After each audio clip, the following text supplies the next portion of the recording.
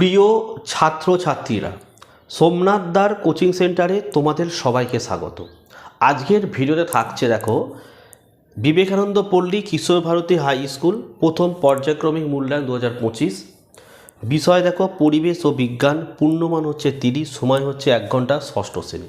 অর্থাৎ ষষ্ঠ শ্রেণী তোমাদের কিন্তু বিজ্ঞানের যে পরীক্ষাটা 30 নম্বরে হবে, কিন্তু 2024 সাল অবধি কিন্তু 15তে হতো, ঠিক আছে। তো এই প্রশ্নপত্রটি তোমরা প্রত্যেকে উত্তর সহ, শুধু উত্তর নয় আমি ব্যাখ্যাগুলো তোমাদেরকে আলোচনা করে দিচ্ছি। ভিডিওটি তোমরা একবার প্রথম থেকে শেষ অবধি দেখো, আশা করি প্রত্যেকটি প্রশ্নের উত্তর তোমাদের মাথার মধ্যে আমি গেঁথে দেবো, ঠিক আছে। তো চলো আমরা ভিডিও শুরু করি। প্রথমে দেখো 12খানা এমসিকিউ দিয়েছে। চলো একের দাগের প্রশ্ন কি বলেছে, সঠিক উত্তরটি নির্বাচন করে লেখো। এর প্রশ্ন বলছে স্বর্ণলতা হলো এক প্রকারের কি, উত্তরটা এক একটা করবে। স্বর্ণলতা হচ্ছে এক প্রকারের পরজীবী উদ্ভিদ। দেখো স্বর্ণলতা নিজের খাবার নিজে তৈরি করতে পারে না, তাই পুষ্টির জন্য অন্য গাছের ওপর নির্ভর করে। বুঝতে পারলাম? এইভাবে একটু বুঝে বুঝে পড়তে হবে। এবং এই স্বর্ণলতা তোমরা অনেকেই দেখেছো, তোমাদের আশেপাশে যে বড় বড় গাছপালা বা বন থাকে, দেখবে চাউলের মতো হলুদ রঙের হয়, সেটা হচ্ছে স্বর্ণলতা। আর বিয়ের প্রশ্ন চলে আসো, জলের জীবাণু মারা হয়। অপশান 1 করবে ক্লোরিন দ্বারা, ঠিক আছে। কারণ এই পানীয় জলকে জীবাণুমুক্ত করতে ক্লোরিন ব্যবহার করা হয় অথবা ব্লিচিং পাউডার ব্যবহার করা হয় কিন্তু, ঠিক আছে। সিএর দাগের প্রশ্ন, পটাশিয়ামের সংকেত হলো, 3টা করবে কি। এবং তোমরা বলতে পারো স্যার কেন কে হলো, দেখো পটাশিয়ামের ল্যাটিন নাম হচ্ছে ক্যালুইম।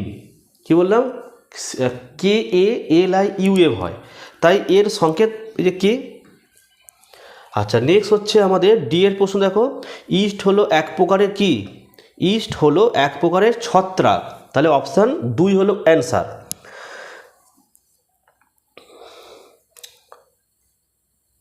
আচ্ছা ছত্রাক আশা করি তোমরা প্রত্যেকে কী জিনিস জানো, আমি বলি একটু তোমরা। দেখো ইস্ট হলো একটি এককোষী ছত্রাক যা গাঁজন প্রক্রিয়ায় সাহায্য করে, ঠিক আছে।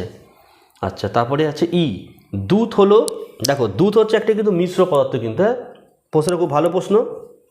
যদি বলো স্যার দুধ মিশ্র পদার্থ কেন, বুঝে নাও। দেখো দুধে কি থাকে, জল থাকে, ফ্যাট থাকে, প্রোটিন থাকে, শর্করা ও ভিটামিনের মতো বিভিন্ন উপাদান মিক্স থাকে, তাই দুধকে কিন্তু আমরা এখানে মিশ্র পদার্থ বলবো, ঠিক আছে। ঠিক আছে, দেখো আমি এই যে তোমাদের যেগুলো বোঝাচ্ছি এইগুলো কিন্তু তোমরা বইতেও কিন্তু পাবে না, ঠিক আছে। এফের দাগের প্রশ্ন দেখো কুইনাইন পাওয়া যায়, কুইনাইন পাওয়া যায় সিনকোনা গাছের ছাল থেকে। তোমরা এটা পড়েছো, ম্যালেরিয়া রোগের ওষুধ তৈরির জন্য এই সিনকোনা গাছের ছাল কিন্তু ব্যবহার করা হয়। জিএর দাগের প্রশ্ন, দইয়ের মধ্যে যে অণুজীবটি থাকে তার নাম কি, ল্যাক্টোব্যাসিলাস। এই ল্যাক্টোব্যাসিলাসের কাজ কী বলতো, এই ব্যাকটেরিয়াটি কী করে, দুধকে জমাট বাঁধিয়ে দই তৈরি করতে সাহায্য করে, ঠিক আছে। চলো এইচের দাগের প্রশ্ন কি বলেছে, চাল থেকে ভাত হলো, চাল থেকে ভাত হলো 3 করবে, 3-এর অপশান করবে এটা রাসায়নিক পরিবর্তন। কারণ দেখো এটি একটি কি একমুখী ও স্থায়ী পরিবর্তন। স্থায়ী মানে চাল থেকে তো ভাত হলো, তাই না, কারণ ভাত থেকে পুনরায় কিন্তু চাল ফিরে পাওয়া সম্ভব নয়। ওকে চলো নেক্সট কি আছে, পাললিক শিলা হলো কি বেলে পাথর। কেন, কারণ পলি জমাট বেঁধে স্তরে স্তরে এই শিলা তৈরি হয়। আচ্ছা নেক্সট যে অধাতু কিন্তু তাপের সুপরিবাহী, কোনটা হবে, অপশান 2 হবে গ্রাফাইট। কারণ হচ্ছে গ্রাফাইট হচ্ছে কার্বনের একটি রূপভেদ যা অধাতু হওয়া সত্ত্বেও তাপ ও তড়িৎ পরিবহন করতে পারে কিন্তু, হ্যাঁ। কে এর প্রশ্ন, তন্তু উৎপাদনে সাহায্যকারী পতঙ্গ হলো, অপশান 3 করবে রেশম মথ, ঠিক আছে। নেক্সট প্রশ্ন, একটি জৈব সার হলো, এখানে উত্তর করবে গোবর সার। কারণ প্রাণী বা উদ্ভিদের পচনশীল অংশ থেকে তৈরি সারকে আমরা কি বলি, জৈব সার বলি, ঠিক আছে। চলো 2-এর দিকে দেখো শূন্যস্থান পূরণ আছে।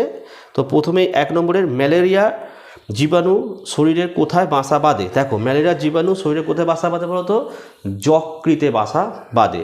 যকৃৎ মানে কি, যকৃৎ মানে হচ্ছে আমাদের যেটাকে লিভার বলি আমরা, ঠিক আছে। আরেক জায়গায় কিন্তু বাসা বাঁধে, মাথায় রাখবে, সেটা হচ্ছে লোহিত রক্তকণিকা RBC।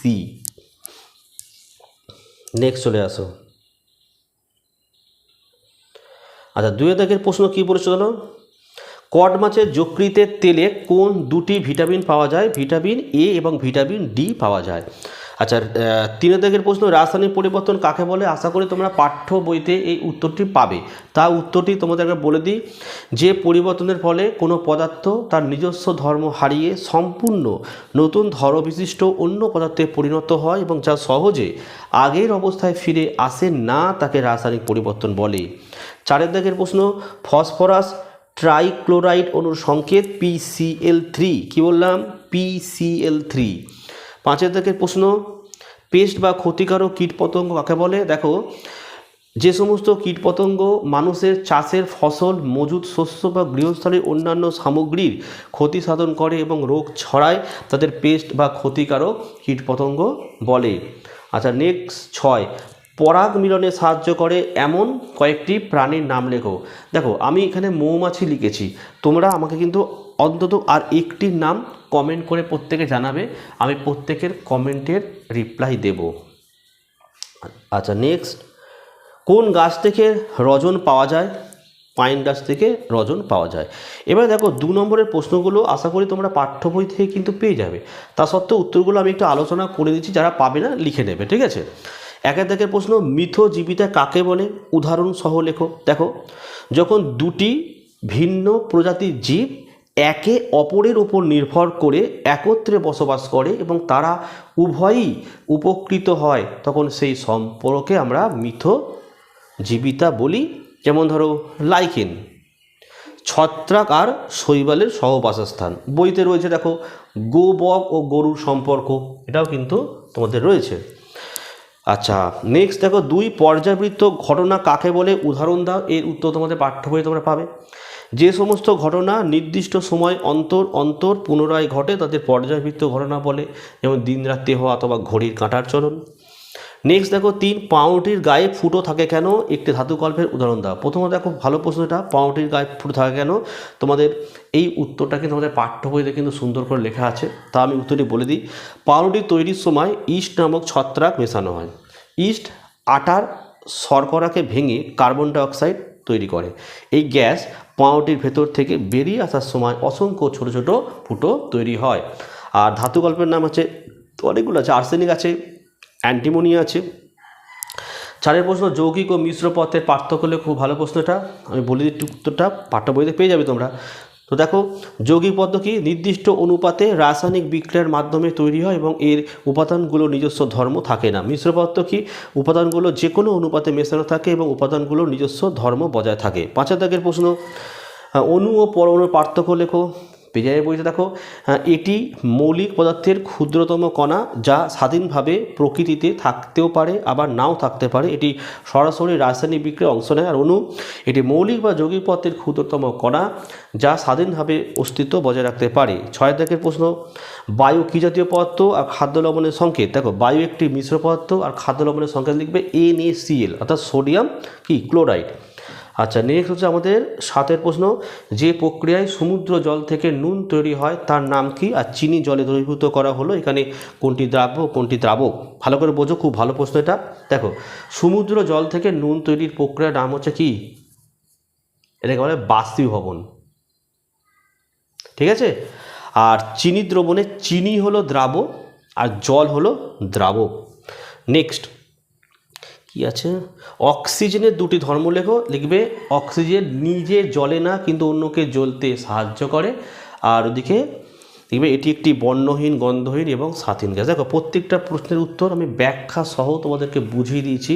আমার এই ভিডিওগুলো তোমাদের কেমন লাগছে অবশ্যই কমেন্ট করে জানাও, তাহলে আমি এইভাবে বুঝে বুঝে প্রত্যেকটা ভিডিও কিন্তু নিয়ে আসবো, ঠিক আছে। আর যদি ভিডিও ভালো লাগে একটি লাইক করো এবং চ্যানেলে নতুন হলে চ্যানেলটাকে সাবস্ক্রাইব করো এবং পাশে থাকা বেল আইকন প্রেস করে অল নোটিফিকেশনটা কিন্তু অবশ্যই অন করে দেবে। আর যারা ফেসবুকের পেজ থেকে দেখছো তাদের বলো পেজটাকে অবশ্যই ফলো করো এবং ফেসবুক পেজে তোমরা যারা আছো অবশ্যই তোমরা সোমনাথ দার কোচিং সেন্টার ইউটিউব চ্যানেলটাকে সাপোর্ট করো। আমার চ্যানেলটা একদম ডাউন হয়ে গেছে প্রায় বছরখানিক ধরে কিন্তু, ঠিক আছে। তো তোমরাই পারো। তাহলে আজকের ভিডিও আমি এখানে শেষ করছি। তোমরা প্রত্যেকে ভালো থেকো এবং সুস্থ থেকো।